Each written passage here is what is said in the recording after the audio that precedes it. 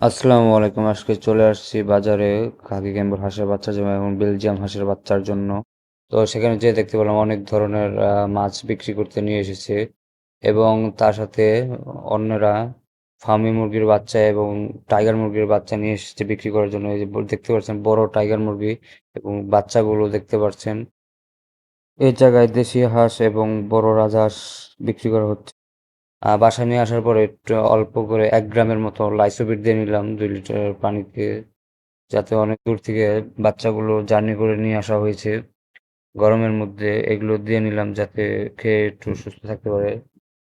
আমি অল্প মুড়ি দিয়ে মিক্স করে দিব যাতে তাড়াতাড়ি খেতে পারে। মূলত বাচ্চাগুলোকে প্রথমে মুড়ি দিতে হয়, কারণ বেশিরভাগ খামারিরাই মুড়ি দিয়ে থাকে। তো আমিও সেটার দেখা দেখি আমিও ওষুধের পানির সাথে মুড়িগুলো মিক্স করে খেতে দিয়ে দিলাম। এখন দেখতে পাচ্ছেন খাওয়া শুরু করে দিচ্ছে, কারণ আজকে প্রথম এনেছি এর জন্য আমাকে দেখে ভয় পাচ্ছে।